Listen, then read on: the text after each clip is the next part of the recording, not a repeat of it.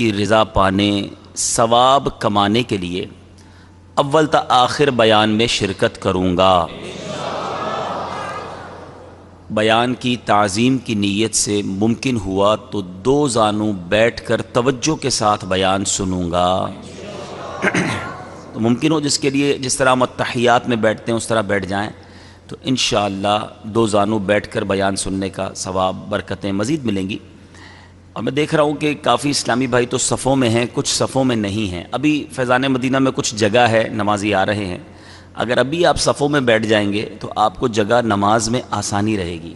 ابھی آپ اگر صف میں نہیں بیٹھیں گے، تھوڑا اٹھ کے بھی چلے جائیں، صف میں بیٹھ جائیں، جب فیضان مدینہ بھر گیا تو پھر آپ کو مشکل ہو جائے گی نماز پڑھنے میں۔ تو بیان تو جہاں بھی بیٹھیں گے آواز آ رہی ہے، انشاءاللہ ہم ایک دوسرے کو دیکھ بھی رہے ہیں، تو نظم و ضبط بھی رہے گا ماشاءاللہ۔ تو جس کو صف میں جگہ نہیں ملی وہ اٹھ کر جائے اور اب جا کر صف میں بیٹھ جائے، جب اس وقت صفیں کھڑی ہوں گی تو آپ کو پھر جگہ ملنا مشکل ہو جائے گی۔ ماشاءاللہ ماشاءاللہ، اللہ آپ کو جزائے خیر دے۔ تو صفوں میں بیٹھتے جائیں انشاءاللہ، تو بڑا نظم و ضبط بھی رہے گا اور ہم انشاءاللہ اچھے انداز سے بیان میں شریک ہو سکیں گے۔ درود پاک پڑھ لیں، صلو علی الحبیب صلی اللہ تعالی علی محمد صلی اللہ علیہ وسلم۔ توبو الی اللہ استغفروا۔ اور جن کو صفوں میں جگہ مل جائے وہ بیٹھتے جائیں، کھڑے نہ ہوں، نظم و ضبط کا مظاہرہ رکھیں۔ میں تو آپ کی آسانی کے لیے میں نے کہا ہے، تو جب آپ بیٹھ جائیں تو اب جگہ مل جائے تو بیٹھتے جائیں، سارے اسلام پہ بیٹھتے جائیں۔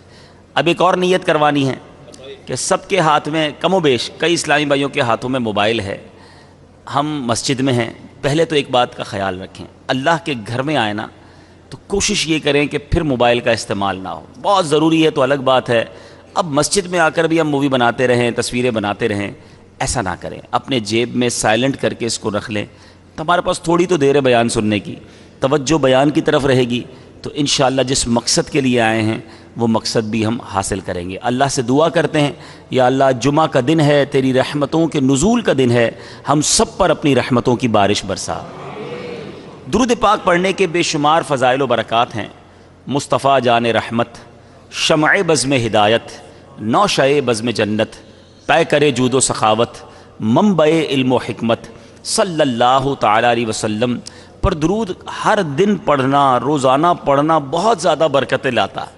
مگر جتنی درود پاک کی کتابیں ہیں جس میں احادیث کو جمع کیا گیا، ہم دیکھیں تو باقاعدہ اس میں ایک الگ چیپٹر ہے، الگ باب بنایا جاتا ہے کہ شب جمعہ اور جمعہ کے دن درود پڑھنے کی فضیلت، یعنی نبی پاک علیہ الصلوۃ والسلام کی کئی احادیث صرف اسپیشلی جمعرات کی رات اور جمعہ کے دن درود پڑھنے والوں کے فضائل پر ہیں۔ سبحان اللہ، بڑی مشہور حدیث ہے، نبیوں کے سرور صلی اللہ تعالی علیہ وسلم ارشاد فرماتے ہیں، جس نے مجھ پر جمعہ کے دن، حدیث پاک کا مضمون ہے، جس نے مجھ پر جمعہ کے دن 200 بار درود پاک پڑھا، اس کے 200 برس کے گناہ معاف کر دیے جائیں گے۔ اب ذرا سوچئے کہ 200 بار درود پاک میں دیری کتنی لگتی ہے، یعنی جمعہ کا دن اسپیشل ہے درود پاک کے لیے۔ ایک اور حدیث پاک میں نبی پاک فرماتے ہیں جس کا مضمون ہے کہ جب جمعرات کی رات آتی ہے، جمعہ کا دن آتا ہے، تو اللہ کے کچھ فرشتے ایسے ہیں جو چاندی کے ورق اور سونے کے قلم لے کر آتے ہیں، اور اس دن اور رات جو درود پڑھتے ہیں ان کا نام اس میں لکھتے چلے جاتے ہیں۔ ایک اور شاندار فضیلت نبی پاک صلی اللہ تعالی علیہ وسلم نے فرمایا جس کا مضمون ہے، اور دنوں کا درود فرشتے مجھ تک پہنچاتے ہیں، باقی ہفتے میں پڑھیں تو فرشتے پہنچاتے ہیں۔ آقا فرماتے ہیں جمعہ کے دن کوئی درود پڑھے بنفس نفیس میں خود سماعت کرتا ہوں، کوئی واسطہ نہیں، ڈائریکٹ ڈائلنگ ہے۔ جمعہ کا دن جتنا ہو سکے نبی پاک علیہ الصلوۃ والسلام پر خاص درود پاک پڑھیں۔ اور ویسے بھی ماشاءاللہ جمعہ کی ایک اور فضیلت ہمیشہ ذہن میں رہنی چاہیے، وہ یہ ہے کہ جمعہ کی ایک نیکی 70 نیکیوں کے برابر ہے۔ اب مثال کے طور پہ آپ نے ایک نیک کام کرنے ہوتے ہیں، اللہ کی رحمت سے بہت ساری چیزیں ذہن میں ہوتی ہیں، تو آپ کوشش کریں کہ جمعہ کے دن وہ کام ضرور کریں۔ اب اتوار کو آپ نے کسی مریض کو دیکھنے جانا ہے، آپ نے سوچا ہوا ہے یار پیر والے دن میں اپنے کسی غریب رشتہ دار کی مدد بھی کروں گا، اس کو بلایا میں نے پیر کو، میں اس کو قرضہ دینا ہے، اس کو علاج کے پیسے دینے، واٹ ایور جو نیکی آپ نے 2-3 دن بعد کرنی ہے نا، کوشش کریں کہ اس کو تھوڑا جلدی کر کے جمعہ کو کر لیں. پیر کو، اتوار کو، منگل کو نیکی کریں گے 1 ثواب ملے گا، جمعہ کو نیکی کریں گے 70 گنا ثواب ملے گا. تو صحابہ کرام علیہم رضوان کا یہ معمول ہوا کرتا کہ وہ ڈھونڈ ڈھونڈ کر جمعہ کے دن نیکیاں کیا کرتے. تو ہمیں جمعے کے دن ان نیکیوں کے لیے کوشاں رہنا چاہیے. اللہ تعالیٰ مجھے اور آپ کو جمعے کے دن کا احترام نصیب فرمائے. اور ایک اور امپورٹنٹ بات، جس چیز کا شرف، مقام، بزرگی زیادہ ہوتی ہے نا، اس وقت میں اس مقام پر اللہ کی نافرمانی کرنا وہ غضب کو بھی زیادہ دعوت دیتا ہے. مثال کے طور پہ کوئی کہے کہ میں طواف کے دوران دعا کروں گا، بہت اچھی بات ہے، لیکن اگر کوئی طواف کے دوران چوری کرے تو یہ کتنا سخت جرم. اللہ کے گھر کے سامنے بھی تو باز نہ آیا. کوئی مدینہ منورہ جا کر کوئی گناہ کرے، زیادہ شدید ہے نا. بالکل اسی طرح علماء لکھتے ہیں کہ چونکہ جمعہ کے دن کی برکت، شرف، بزرگی زیادہ، تو اب کوئی جمعہ کے دن گناہ کرے گا تو اس کو 70 گنا یعنی 70 ٹائمز ملٹیپلائی کر کے اس کا گناہ لکھا جائے گا. تو اس دن جہاں نیکیاں زیادہ کرنی ہیں وہاں اپنے آپ کو گناہوں سے زیادہ ویسے تو سارا ہفتہ بچانا ہے، مگر جمعہ کے دن اسپیشلی بچنا ہے، گناہوں سے بچنا ہے. اب کئی شہروں میں، پاکستان کے بھی، دنیا کے کئی ملکوں میں جمعرات ویکینڈ ہوتا ہے. جمعہ ہے چھٹی کا دن. یہ جمعہ کی چھٹی عبادت کے لیے، جمعہ پڑھنے کے لیے، رب کو راضی کرنے کے لیے ہے. مگر میں نے دیکھا ہے، جو میرا مشاہدہ ہے، جو معلومات ہے، کہ جن جن جگہوں پر جمعرات ویکینڈ ہے، جمعرات آخری رات اور جمعہ چھٹی ہے، وہاں گناہ بھی جمعرات کی رات کو زیادہ ہوتے ہیں. وہاں فلموں کو دیکھنے کے پلان، فنکشن کے پلان، اور جناب الٹے سیدھے کام جمعہ کے دن اور جمعرات کی رات کیے جاتے ہیں. اللہ کے بندوں، یہ مانگنے کے لمحات ہیں، یہ لوٹنے کی راتیں ہیں، یہ یوں سمجھیے کہ حاصل کرنے کے گھڑیاں ہیں. حدیث پاک کا مضمون ہے ہر جمعے کو ہر گھنٹے میں 6 لاکھ گناہگار جہنم سے آزاد کیے جاتے ہیں. کیلکولیٹ کریں اگر 24 گھنٹوں سے تو 1,44,000 ہر جمعے کو گناہگار جہنم سے آزاد کیے جاتے ہیں. تو بھائی آزاد اگر ہونا ہے تو اس دن تو خوب عبادت کرنی ہے نا، خوب دعائیں کرنی ہیں، التجائیں کرنی ہیں. جمعے کے دن ہی نافرمانی کر کے اللہ کے غضب کو دعوت دی جائے. خدا را احتیاط کیجئے، سمجھداری کا مظاہرہ کیجئے. ویسے سارا ہفتہ گناہوں سے بچیں، جمعہ کے دن زیادہ ڈر جائیں، زیادہ عبادت کی طرف ذہن لگائیں. اللہ مجھے اور آپ کو اس مبارک دن کا احترام نصیب فرمائے. محبت کے ساتھ بآواز بلند درود پاک پڑھ لیجئے. صلو علی الحبیب صلی اللہ تعالی علی محمد صلی اللہ علیہ وسلم. سبحان اللہ. چند ہی گھنٹوں کے بعد، چند ہی گھڑیوں کے بعد وہ مہینہ آنے والا ہے کہ جس کا انتظار سارا سال عاشقان رسول کو رہتا ہے. پنجابی کے شاعر لکھتے ہیں نا، خوشیاں دا ویلا آ گیا، غم دور ہو گئے. خوشیاں دا ویلا آ گیا، غم دور ہو گئے. رحمت لٹاوڑ نبیاں دے سردار آ گئے. سارے گناہ گاراں دی اج عید ہو گئی، سارے گناہ گاراں دی اج عید ہو گئی. رب دے پیارے امت دے غم خار آ گئے. وہ مبارک مہینہ آ رہا ہے کہ جس مہینے میں اس ہستی نے جلوہ فرمایا کہ جس ہستی کی وجہ سے یہ کائنات بنی ہے. حدیث قدسی میں رب ارشاد فرماتا ہے، نبی پاک کی زبانی جب رب کا فرمان سنے تو اسے حدیث قدسی کہا جاتا ہے. حدیث پاک کا مضمون کیا ہے؟ اے محبوب، اگر میں تجھے نہ بناتا تو کائنات نہ بناتا، اگر تجھے نہ بناتا تو یہ چاند اور ستارے نہ بناتا. بریلی کے تاجدار ایسے ہی نہیں لکھتے. اعلیٰ حضرت کا کمال یہ ہے کہ جب بھی قلم اٹھاتے ہیں یا تو کسی قرآن کی آیت کی طرف اشارہ کرتے ہیں، کسی حدیث کی طرف اشارہ کرتے ہیں، کسی قرآنی واقعے کو سناتے ہیں. اعلیٰ حضرت لکھتے ہیں وہ جو نہ تھے تو کچھ نہ تھا، وہ جو نہ تھے تو کچھ نہ تھا، وہ جو نہ ہو تو کچھ نہ ہو. جان ہے وہ جہان کی، جان ہے تو جہان ہے. پیارے آقا ہیں تو یہ جہان ہے. وجہ تخلیق کائنات کہا گیا نبی پاک کو. Reason of the all creation, بنایا ساری دنیا کو نبی پاک علیہ الصلوۃ والسلام کے لیے. مولانا حسن رضا خان صاحب برادر اعظم لکھتے ہیں نا، कौनैन बनाए गए सरकार की खातिर, कौनैन बनाए गए सरकार की खातिर, सरकार की खातिर है, कौनैन बनाए गए सरकार की खातिर। और फिर फरमाते हैं कौनैन की खातिर तुम्हें सरकार बनाया।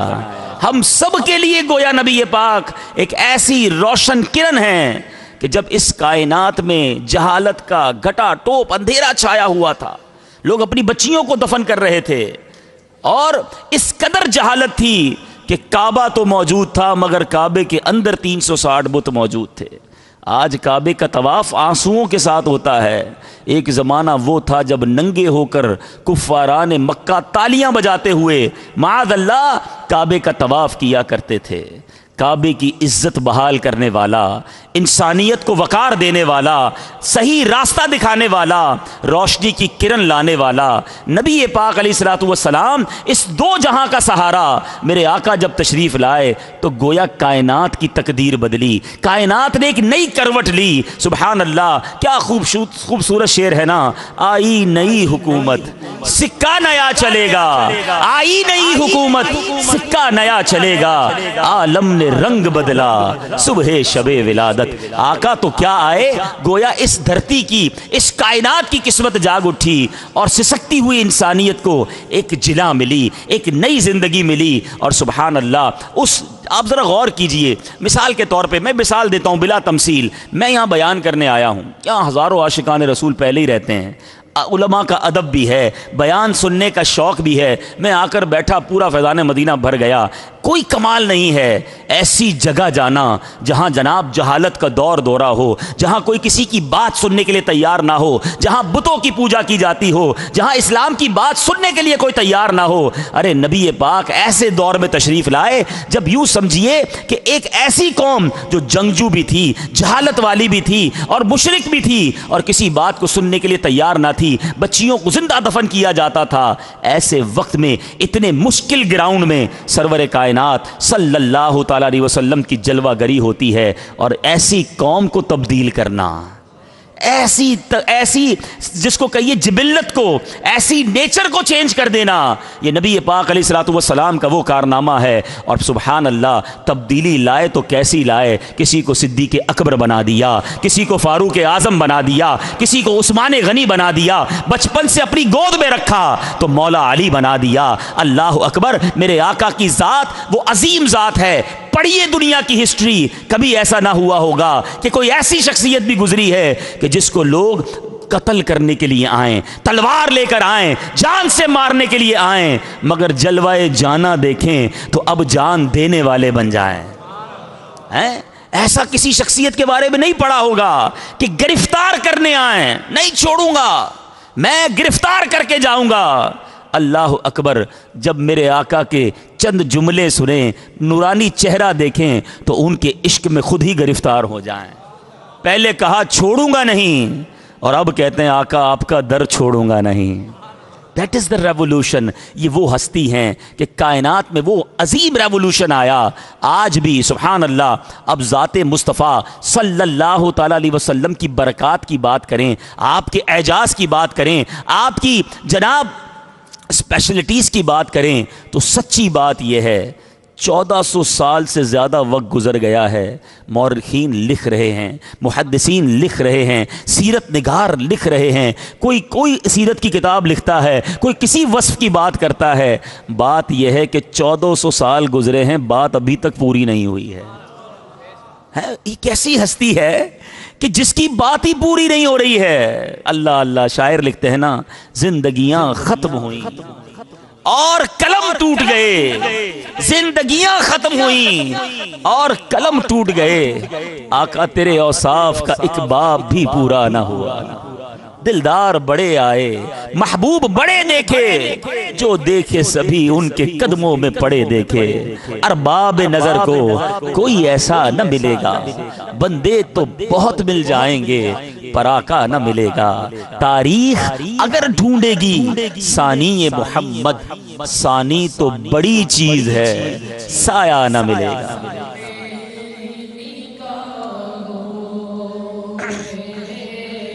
जचता नहीं को جیسے میرے سرکار ہیں.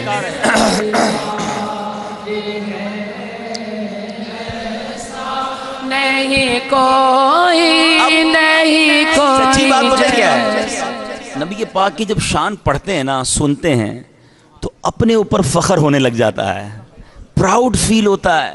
یا اللہ تیری مہربانی ایسے نبی کا امتی بنایا، ایسے آقا کا مجھے غلام، یہی شرف کافی ہے. پیارے آقا علیہ الصلوۃ والسلام کی غلامی مل گئی، یہی بہت بڑا شرف ہے کہ ایسے نبی جو رب کے حبیب ہیں اور میں ان کا امتی کہلایا. سبحان اللہ. میٹھے اسلامی بھائیوں، اب آئیے، سچی بات میں نے کہا نا کہ نہ ہماری اوقات نہ ہمارے پاس الفاظ، مگر میں سوچ رہا تھا کہ آج جمعے کا بیان کس موضوع پر کیا جائے، تو پھر ذہن نے یہی کہا، اسلامی بھائیوں نے بھی مشورہ دیا کہ مبارک مہینے کی آمد ہے، کچھ آقا کی ولادت ہی کی بات کر لیتے ہیں تاکہ ذہن بھی تیار ہو جائے، روح بھی تیار ہو جائے، دل و دماغ سے. اور تھوڑی پنجابی وچ کہتے ہیں نا، گج وج کے میلاد منائیں گے انشاءاللہ. نبی پاک کا شجرہ نسب، سبحان اللہ.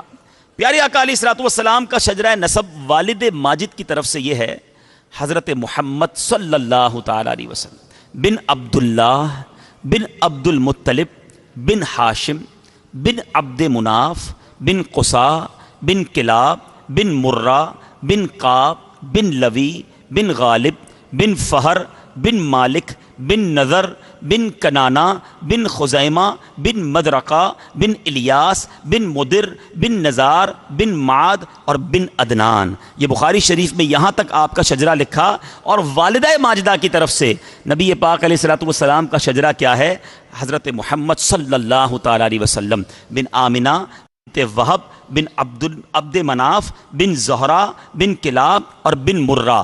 یعنی نبی پاک علیہ الصلوۃ والسلام کے والدین کا، دونوں کا جو شجرہ ہے وہ کلاب بن مرہ پر جا کر مل جاتا ہے. آگے چل کر دونوں سلسلے ہو جاتے ہیں، عدنان تک آپ کا نسب نامہ صحیح سندوں کے ساتھ سبحان اللہ علماء نے لکھا. اے میرے میٹھے اسلامی بھائیوں، اور بعض مورخین کا یہ اتفاق ہے کہ عدنان جو ہیں وہ حضرت اسماعیل علیہ الصلوۃ والسلام کی اولاد میں سے ہیں. اور سبحان اللہ، حضرت اسماعیل ذبیح اللہ، حضرت ابراہیم خلیل اللہ علی نبینا علیہ الصلوۃ والسلام کی مبارک اولاد ہیں، آپ کے فرزند ارجمند ہیں. سبحان اللہ. نبی پاک علیہ الصلوۃ والسلام کا نسب اللہ تبارک و تعالیٰ نے ہر معاملے میں میرے آقا کو عرفہ و اعلیٰ بنایا.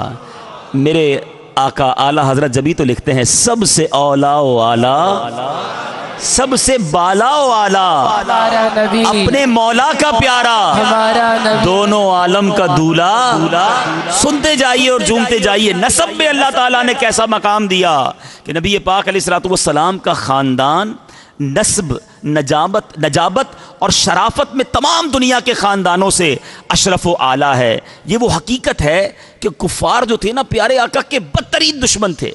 ہر وہ چیز تلاش کرتے تھے، معاذ اللہ ملتی نہیں تھی کہ جس سے کسی طرح شان گھٹائی جائے، مگر وہ بھی اس بات کا اقرار کرتے. حضرت ابو سفیان جب کفر کی حالت میں تھے، ایمان نہ لائے تھے، تو بادشاہ روم ہرقل کے بھرے دربار میں انہوں نے بھی اس بات کا اقرار کیا تھا، اس بات کو ایڈمٹ کیا تھا، ہوا فینا ذو نسب، یعنی نبی پاک علیہ الصلوۃ والسلام عالی خاندان سے ہیں، اشرف اور اعلیٰ خاندان سے ہیں. نبی پاک علیہ الصلوۃ والسلام، مسلم شریف کی روایت سنو، میرے آقا خود فرماتے ہیں کہ اللہ تعالیٰ نے حضرت اسماعیل کی اولاد میں سے کنانا کو برگزیدہ بنایا، اور کنانا میں سے قریش کو چنا، اور قریش میں سے بنی ہاشم کو منتخب فرمایا، اور بنی ہاشم سے مجھ کو چن لیا.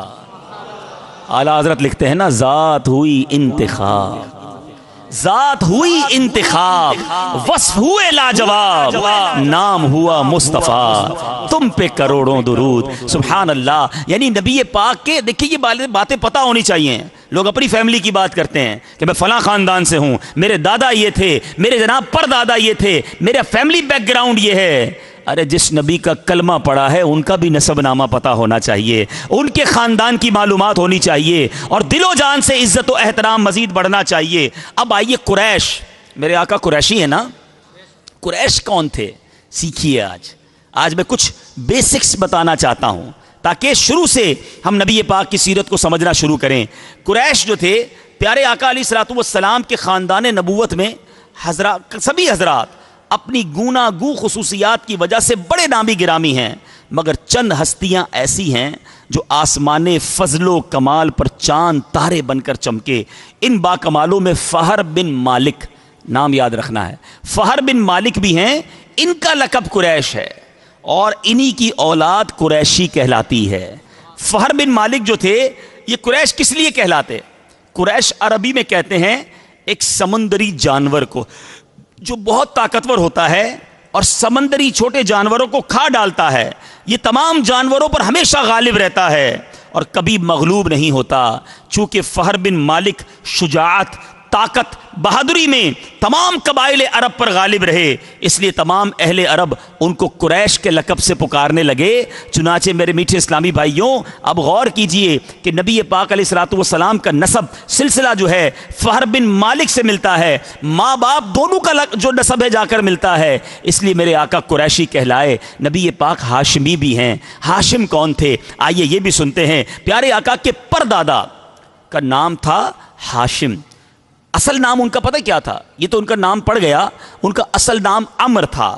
انتہائی بہادر، بے حد سخی، اعلیٰ درجے کے مہمان نواز تھے. سبحان اللہ. پنجاب کے لوگ بڑی مہمان نوازی کرتے ہیں. سنو، میرے آقا کے پردادا بھی بڑے مہمان نواز تھے. اچھا، مہمان نوازی کا عالم یہ تھا کہ ایک سال عرب میں قحط پڑ گیا تو لوگ دانے دانے کو محتاج ہو گئے. تو ملک کے شام سے انہوں نے خشک روٹیاں خریدی اور حج پر جب حاجی آنے تھے تو ان روٹیوں کا چورا کیا، اونٹ کے گوشت کے شوربہ ملایا، سرید بنایا اور حاجیوں میں بانٹنے لگ گئے. ہاشم پتہ ہے کسے کہتے ہیں؟ روٹیوں کا چورا کرنے والے کو ہاشم کہتے ہیں، اس لیے ان کا نام ہاشم پڑ گیا. تو اب سمجھ آ گئی بھائی. فہر بن مالک قریش تھے اور عمر جو تھے پیارے آقا کے پردادا، ان کا لقب پڑا ہاشم. اور میرے آقا قریشی بھی کہلائے، ہاشمی بھی کہلائے. پیارے آقا علیہ الصلوۃ والسلام کے آباء و اجداد پر تو بہت کچھ ہے بیان کرنے کے لیے، مگر آج میں ولادت مصطفیٰ صلی اللہ تعالیٰ علیہ وسلم سے پہلے کا ایک عظیم واقعہ سنانا چاہتا ہوں. میری نیت ہے انشاءاللہ مدنی چینل کے ناظرین وقتاً فوقتاً اس مہینے میں جو ہم بیانات کریں گے پیارے آقا کی سیرت کو اس طرح بیان کرنا ہے کہ آج انشاءاللہ ہم کچھ ولادت سے پہلے کے واقعات اور پھر جیسے جیسے موقع ملتا گیا تو انشاءاللہ ولادت کے وقت کے واقعات، نبی پاک کے بچپن کے واقعات، پیارے آقا کی مکی زندگی کے واقعات، اعلان نبوت سے پہلے کی باتیں، اعلان نبوت کے بعد کا تذکرہ، پھر سبحان اللہ ہجرت مدینہ کا تذکرہ، پھر مدنی زندگی کی باتیں، اور انشاءاللہ زندگی رہی تو غزوہ احد، غزوہ بدر، نبی پاک کی زندگی کے مختلف ادوار کو مختلف سیشن میں مدنی چینل کے ناظرین کے لیے بیان بھی کرنا ہے، ریکارڈ بھی کرنا ہے. لیکن اتنے سارے بیانات کا انتظار کیوں کرتے ہیں؟ اللہ سلامت رکھے دعوت اسلامی کو. شاندار کتابیں مکتبۃ المدینہ نے عطا کر دی ہیں. بہت خوبصورت دو کتابوں کا نام لوں گا. اس مہینے میں تو ان کتابوں کو ضرور پڑھنا چاہیے تاکہ جس نبی کا میلاد منا رہے ہیں ان کی باتیں تو پتہ ہوں، ان کا انداز تو پتہ ہو، ان کی زندگی کے بارے میں معلومات تو ہو. تو ایک کتاب کا نام ہے سیرت رسول عربی اور دوسری کتاب ہے سیرت مصطفیٰ صلی اللہ تعالیٰ علیہ وسلم. یہ دونوں کتابیں آپ کو مکتبۃ المدینہ سے مل جائیں گی. اچھا، دعوت اسلامی کا کمال دیکھیں، پیسے تو کمانے نہیں ہیں. اگر آپ نے خریدنا نہیں ہے تو نہ خریدیں، انٹرنیٹ سے فری میں ڈاؤن لوڈ کر لیں. دعوت اسلامی .net پر یہ دونوں کتابیں موجود ہیں. پڑھیے تو صحیح، نبی پاک سے محبت میں اضافہ ہوگا، مزید عشق رسول بڑھے گا. تو ایک واقعہ جو ہمارے ایمان کو بھی جلا بخشتا ہے، ہمارے عقیدے کو بھی تقویت دیتا ہے، نبی پاک کی شان بھی بیان کرتا ہے. اور یہ واقعہ قرآنی واقعہ ہے. اور یہ واقعہ کون سا واقعہ ہے؟ جس کو ہم سورہ فیل میں پڑھتے ہیں، سنتے ہیں، ہاتھی والا واقعہ. یہ واقعہ کیا تھا میرے میٹھے اسلامی بھائیوں؟ نبی پاک کی پیدائش سے 55 دن پہلے، کتنے دن پہلے؟ ریپیٹ کریں گے، کتنے دن پہلے؟ 55 دن پہلے یمن کا بادشاہ ابرہا، اس نے جناب پلان کیا کہ ہاتھیوں کا لشکر لے کر جاؤں گا اور کعبے کو ڈھا دینا ہے. نہ کعبہ رہے گا، نہ مسلمان اس کا طواف کرنے جائیں گے، نہ حج کریں گے. اب اس نے لشکر تیار کیا، بڑے بڑے ہاتھی، اور جس ہاتھی پر وہ خود بیٹھا تھا وہ ہاتھی، اس کا نام تھا محمود، بڑا بڑا ہاتھی تھا. اب جناب وہ لے کر مکہ پاک پہنچا. اب مکہ پاک میں جیسے پہنچا تو وہاں جو ہے وہ ابرہا سپہ سالار کا نام تھا. تو حضرت عبد المطلب جو تھے پیارے آقا علیہ الصلوۃ والسلام کے مبارک دادا شریف، وہ گئے اور جا کر جب ملنے گئے تو ابرہا نے بڑے اس کو احتشام کے ساتھ، بڑے آنر کے ساتھ بٹھایا کہ قریش کے سردار آئے ہیں. تو اس نے کیا کیا تھا، ابرہہ نے خوف پھیلانے کے لیے مکے کے لوگوں کے مویشی، مال مویشی، گھوڑے، اونٹ وہ پہلے سے گرفتار کر لیے. ایک عجیب سا خوف پھیل گیا تھا. تو حضرت عبد المطلب گئے اور جا کر کہا کہ آپ نے ہمارے شہر کے لوگوں کے اونٹ لے لیے ہیں، جانور قبضہ کر لیا ہے. تو ابرہہ کہتا ہے میں تو سوچا، میں نے یہ خیال کیا کہ آپ مجھ سے یہ نیگوشیٹ کرنے آئے ہیں، یہ بات کرنے آئے ہیں کہ جناب کعبے پر حملہ نہ کیا جائے، یہ مسلمانوں کا اللہ کا گھر ہے اور ہم یہاں عبادت کرتے ہیں، آپ کو اپنے مویشیوں کی فکر ہے. میں تو سمجھا آپ سردار ہیں اور سرداروں والی بات کریں گے. اللہ اکبر. حضرت عبد المطلب نے اس دن جو تاریخی الفاظ کہے، دلوں پہ نقش کرنے کے قابل ہیں. اللہ اکبر. وہ کیا کہتے ہیں؟ وہ کہتے ہیں مجھے اپنے اونٹوں سے مطلب ہے، کعبہ میرا گھر نہیں ہے، کعبہ جس کا گھر ہے اسی نے اس کی حفاظت کرنی ہے. ابرہہ کے لیے بالکل نئی بات تھی. یعنی ہو سکتا ہے وہ یہ سمجھ رہا ہو کہ سرنڈر کر رہے ہیں، ڈر رہے ہیں، کہ ٹھیک ہے اس نے اعلان کیا ان کو سارے مویشی دے دو. سارے مویشی دے دیے. حضرت عبد المطلب نے اپنی قوم کے پاس جا کر ایک عظیم اعلان کیا کہ اے قوم کے لوگوں، اب تم پہاڑوں پر چلے جاؤ، مکے کو خالی کر دو. یہ دنیا کی عجیب جنگ تھی کہ کوئی ریٹیلیشن کے لیے موجود نہیں تھا، کوئی جناب کسی فوج کو روکنے کے لیے موجود نہیں تھا. ایک طرف کعبے کو ڈھانے کا پلان ہے، تہس نہس کرنے کا ارادہ ہے، دوسری طرف مسلمانوں میں اعلان کیا جا رہا ہے، اس وقت کے ایمان والوں میں اعلان کیا جا رہا ہے کہ دور ہٹ جاؤ، کوئی سامنے نہ آئے، اپنے مال مویشی، اپنا مال و اسباب لو اور پہاڑوں پہ چلے جاؤ. مکے کے لوگ پہاڑوں پر چلے گئے. آج بھی مکہ شریف دیکھیں تو کعبے کے چاروں طرف پہاڑ ہیں، گویا وہ پہاڑوں پر کھڑے ہو کر رب کی قدرت کا نظارہ دیکھنا چاہتے تھے. حضرت عبد المطلب نے قوم کو تو اوپر بھیجا، خود کعبے پر آتے ہیں، کعبے کا دروازہ تھامتے ہیں اور گریہ وزاری کرتے ہوئے رب عز و جل کی بارگاہ میں دعا کرتے ہیں کہ اے اللہ عز و جل، اے میرے مالک، بے شک ہر شخص اپنے گھر کی حفاظت کرتا ہے، لہٰذا تو بھی اپنے گھر کی حفاظت فرما اور ان بے ایمانوں کے مقابلے میں اپنے کلمہ پڑھنے والوں، اپنے اطاعت شعاروں کی مدد فرما. عبد المطلب نے بھی دعا مانگی، خود بھی پہاڑ پر چلے گئے. اللہ اکبر. اب ہاتھی کا لشکر تیار ہے حملہ کرنے کے لیے. دنیا کا دستور ہے میزائل کا مقابلہ میزائل سے کیا جاتا ہے، نیوی کا مقابلہ، پانی کے جہازوں کا مقابلہ پانی کے جہازوں سے کیا جاتا ہے. بری فوج ہو تو مقابلے میں بری فوج آتی ہے. اللہ اکبر. میرے رب نے اپنی قدرت کا وہ نظارہ دکھایا، ایک طرف ہاتھی ہیں، دوسری طرف ابابیل بھیجے جا رہے ہیں. کوئی بڑا ہتھیار نہیں تھا، چھوٹا سا پرندہ بھیجا گیا.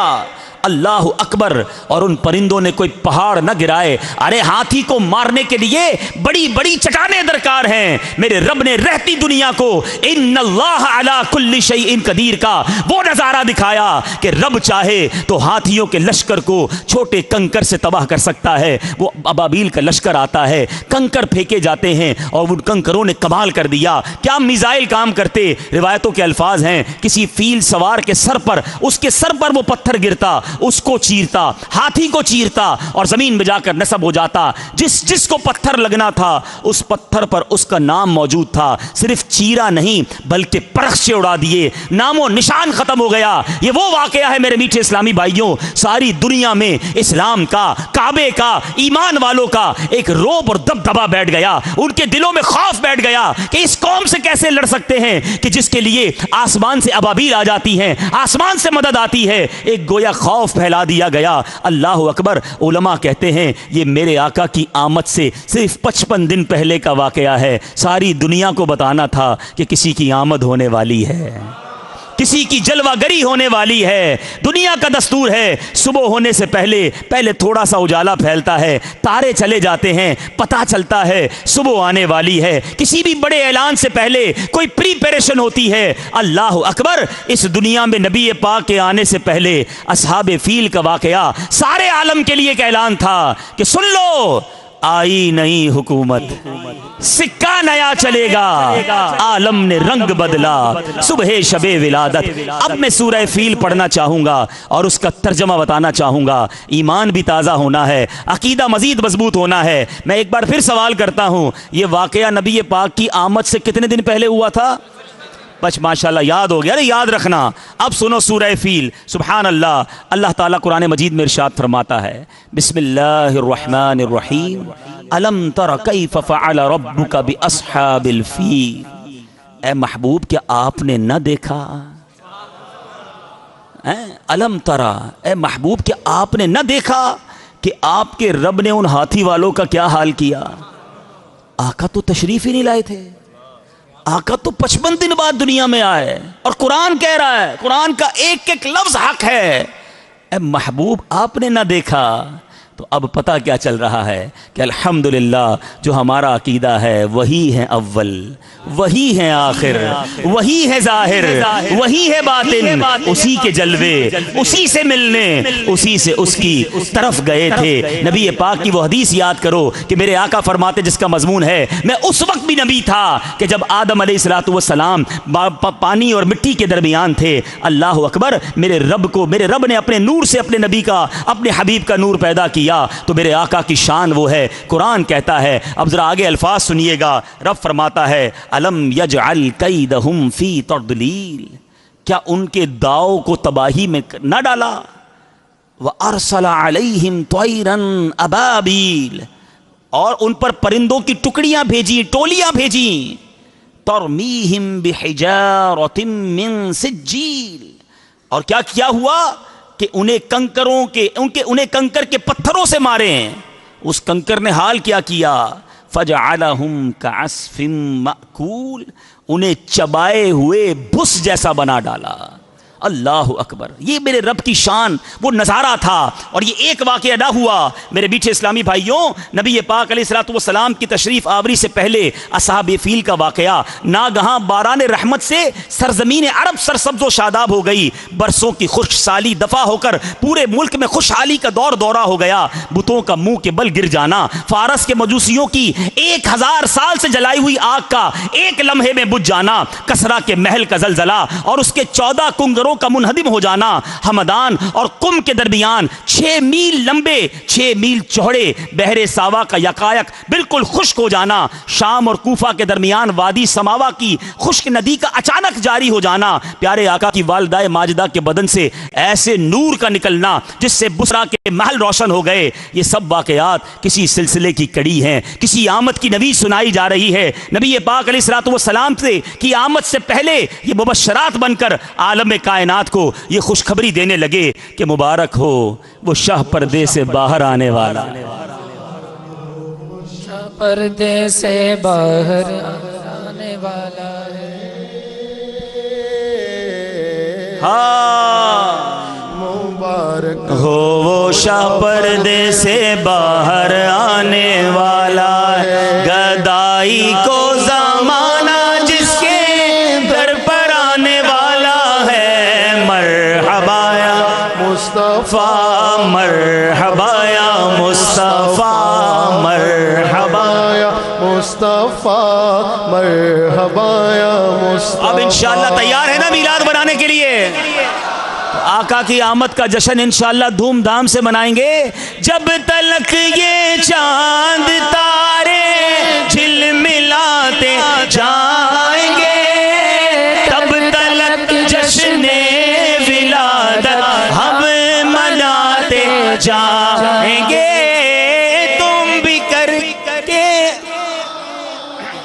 یا حبیب اللہ سرکار کی آمد. مرحبا مرحبا مرحبا مرحبا مرحبا مرحبا.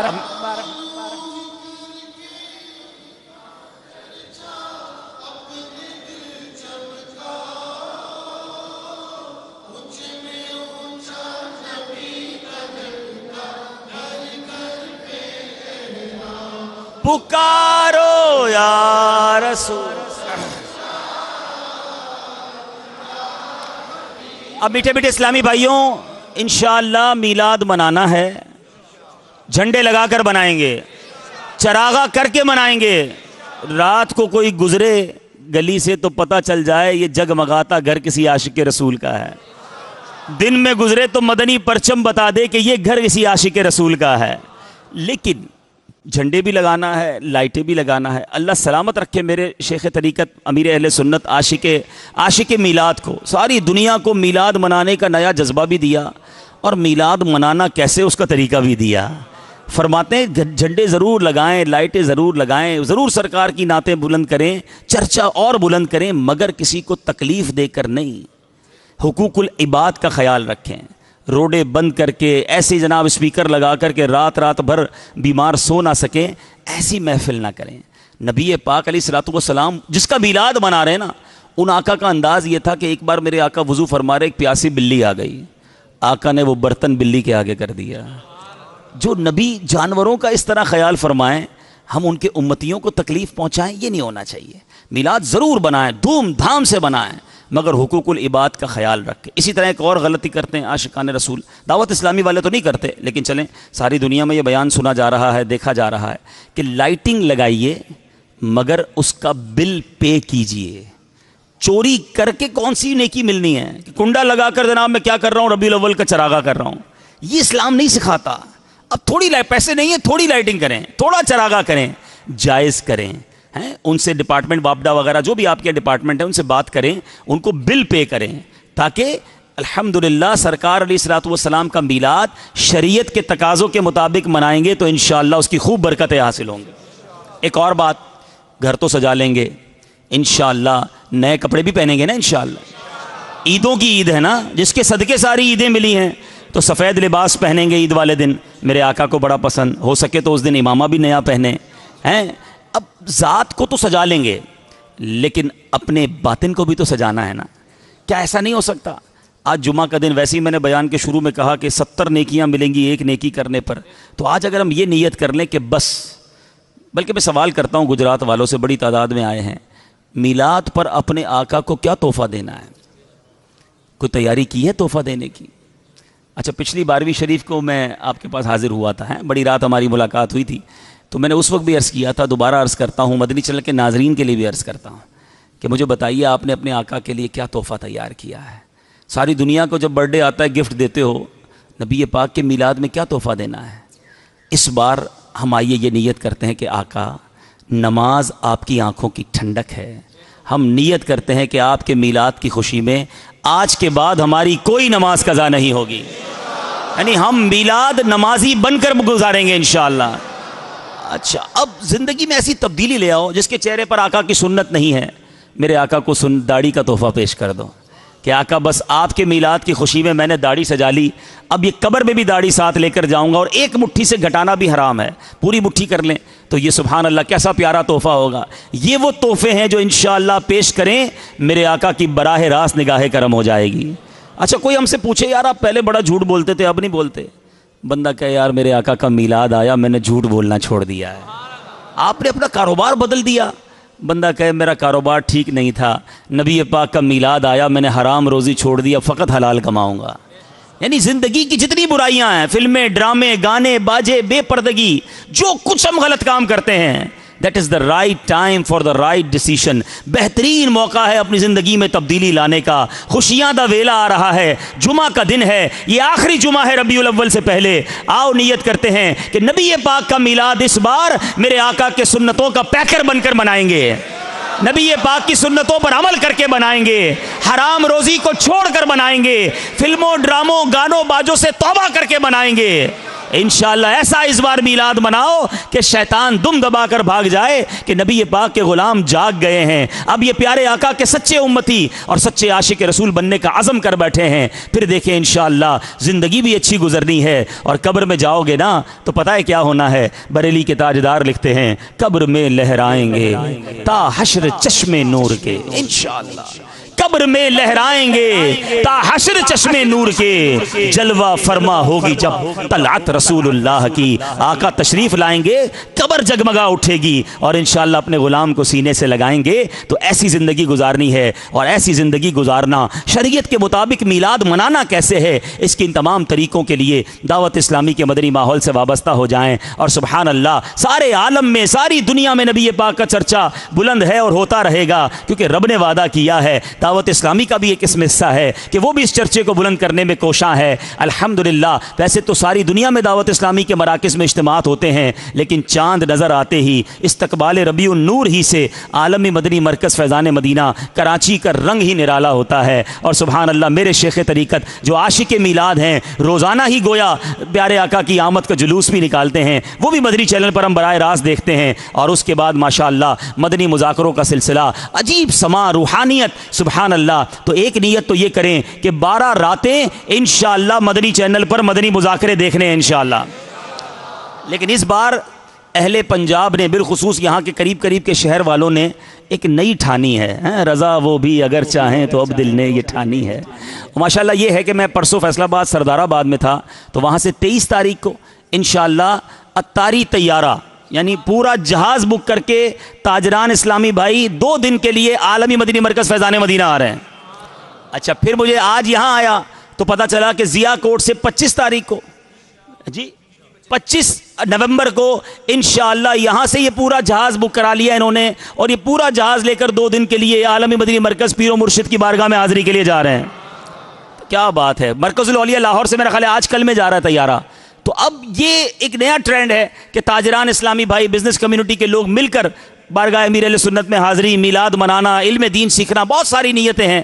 تو ماشاءاللہ آپ میں سے جو اس میں افورڈ کر سکتے ہیں اس پہ ضرور اپنا نام لکھائیں۔ ظاہر جہاز کی سیٹیں محدود ہوتی ہیں، بس تو نہیں ہے کہ 4-5 زیادہ چڑھا لیں گے یا کھڑے ہو کے چلے جائیں گے، چھت پہ چلے جائیں گے، تو جتنی سیٹیں اتنے لوگ جا سکیں گے، تو جلدی بکنگ کرا لیجئے گا۔ اور انشاءاللہ جو میرے غریب اسلامی بھائی ہیں وہ بھی نہ گھبرائیں، 11ویں شریف میں میرا خیال ہے یہاں سے پوری بغدادی ٹرین بھی جا رہی ہے انشاءاللہ، تو انشاءاللہ برکتیں لوٹیں گے۔ ایک اور خوبصورت اعلان ہے کہ انشاءاللہ ابھی جمعہ کی نماز کے بعد دعوت اسلامی کے سارے شعبے نرالے ہیں، مگر ایک بڑا ہی پیارا شعبہ مدرسۃ المدینہ آن لائن، یہ وہ شعبہ ہے جو کمپیوٹر کے ذریعے، انٹرنیٹ کے ذریعے سارے عالم میں قرآن پاک کے نور کو پھیلا رہا ہے۔ آپ کو جان کر خوشی ہوگی کہ اب تک مدرسۃ المدینہ آن لائن کے ذریعے میری معلومات کے مطابق کم و بیش 90 ممالک کے عاشقان رسول کو پاکستان کے کمپیوٹرز کے ذریعے قرآن پاک اور علم دین سکھایا جا رہا ہے۔